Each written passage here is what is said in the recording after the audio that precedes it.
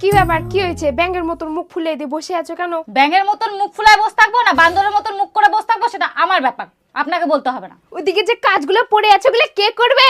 হ্যাঁ, একজন মহারানীর মতো 9টা 10টার দিকে ঘুম থেকে উঠবে, আপনি সকালে উঠে এদিক ওদিক ঘুরে বেড়াবেন, আর আমি চাকরানির মতো সব কাজ করবো নাকি? তুমি করবে না তো কি আমরা করব? খবরদার ঠেস মারা কথা হবে না। আমি আবার কোথায় ঠেস মেরে কথা শোনালাম? যেটা সত্যি সেটাই বললাম। আমি বাড়ির মেয়ে, আমি ঘুমাবো না কি তুমি ঘুমাবা? ঘুমাবো তো ঘুমাও, আমি বারণ করছি না। পেটে গামছা বাঁধতে ঘুমাও যাতে খিদা না লাগে। পেটে গামছা বাঁধতে ঘুমাবো না, পেট করে খায় দেয় কুম্ভকর্ণের মতো ঘুমাবো। আমার সামনে মুখ না চালা রান্নাঘরে খুন্তিটা চালালেও তো হতো। তুমি এটা তখন মুখটা না চালে রান্নাঘরে গেলে তো খুন্তিটা চালালেই হয়ে যেত, এত কিছু হতো না। আমি 7 দিন ভাত রাঁধছি, আর পারবো না। এবার 14 দিন বসে থাকবো, কি হচ্ছে হোক। তুমি 7 দিন, ও 7 দিন। দেখছো মা, নতুন বউ এখনই কি গলা। আমি চলে গেলে তোমার কি হবে? আমার সাদা সিধা মাটাকে জ্বালায় খাবে। চলো মা।